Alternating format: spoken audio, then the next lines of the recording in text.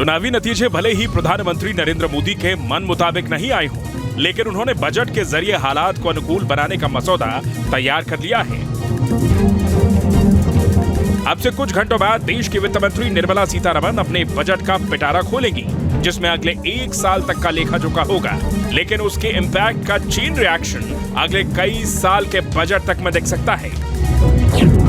इसलिए नए बजट से पहले मोदी 3.0 बजट की अर्थव्यवस्था का अर्थ समझिए, क्योंकि इससे देश की जनता की बड़ी उम्मीदें जुड़ी हैं। मसलन नौकरी पेशा लोगों के लिए टैक्स में राहत, किसानों के लिए एमएसपी की गारंटी, आम लोगों और गृहिणियों के लिए महंगाई से राहत, युवाओं के लिए रोजगार के मौकों के साथ साथ स्टार्टअप को सपोर्ट देना, एआई टेक्नोलॉजी में निवेश और शिक्षा जैसी बुनियादी जरूरतों पर जोर देना।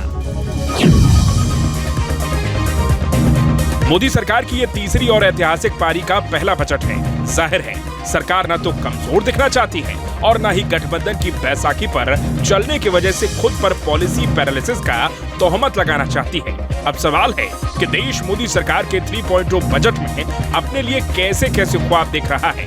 तो बजट से पहले आप अपनी उम्मीदों पर एक मुश्त गौर फरमाइए। एक ऐलान जिस पर पूरे देश की नजर रहेगी वो है टैक्स स्लैब।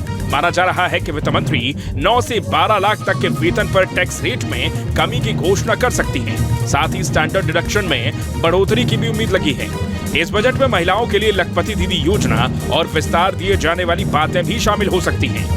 माना जा रहा है कि सरकार रसोई गैस के लिए सब्सिडी का ऐलान कर सकती है। निजी सेक्टर में निवेश के ज्यादा मौके बनाए जाएंगे, जिससे युवाओं के लिए नौकरी के ज्यादा मौके बन सकते हैं। कई युवा कह रहे हैं कि रोजगार आधारित नए कोर्स का भी ऐलान वित्त मंत्री को बजट में करना चाहिए। इस बजट पर किसानों की भी खास नजर है, क्योंकि उन्हें एमएसपी पर गारंटी की उम्मीद है। हालांकि विश्लेषक कह रहे हैं कि सरकार कम से कम किसान सम्मान निधि को 10 से 12 हजार तक कर सकती है। मिडिल क्लास में सबको अपने लिए एक घर की उम्मीद है। मुमकिन है होम लोन के लिए ब्याज में 3 लाख रुपए तक की कटौती की जा सकती है। स्टैंप ड्यूटी में छूट की उम्मीद लगी है। रेलवे के लिए पूरे देश में सुरक्षा के लिहाज से कवच के विस्तार को लेकर ऐलान किए जा सकते हैं। साथ ही बुजुर्गों को किराए में छूट की योजना फिर से बहाल की जा सकती है। स्टार्टअप्स के मामले में रिटेल और पैकेजिंग सेक्टर को सरकार से समर्थन की दरकार है। हेल्थ के लिहाज से बीमा सेवा का विस्तार और हेल्थ मिशन के लिए फंड की जरूरतों पर बल दिया जा सकता है, जबकि एआई और मशीन लर्निंग के सेक्टर में ज्यादा निवेश की उम्मीद है, ताकि इस क्षेत्र के लिए रिसर्च एंड डेवलपमेंट को भरपूर पैसे मिल सकें। दरअसल पीएम मोदी चुनावी सेटबैक को बजट के आड़े नहीं देखना चाहते हैं। यानी पिछले 10 साल से उनकी सरकार ने आर्थिक सुधारों की गाड़ी को जिस अंदाज में दौड़ाया है, उसे डिरेल होने नहीं देना चाहते हैं। यही वजह है कि जब उन्होंने बजट सत्र को लेकर अपनी बातें कही तो 2 बातों पर उन्होंने फिर से जोर दिया: अमृतकाल और 2047 तक विकसित भारत। ये बजट अमृतकाल का एक महत्वपूर्ण बजट है।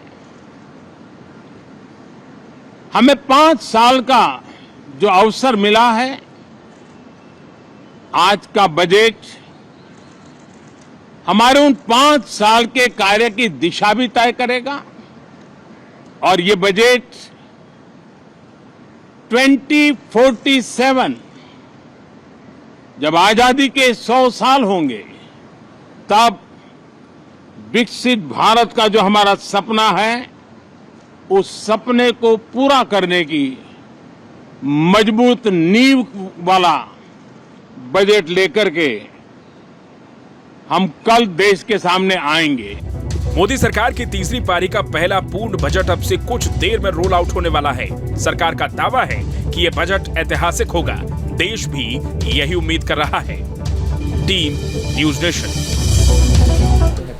न्यूज नेशन अब व्हाट्सएप पर खबरों की ताजा अपडेट के लिए न्यूज नेशन के इस क्यूआर कोड को स्कैन करें।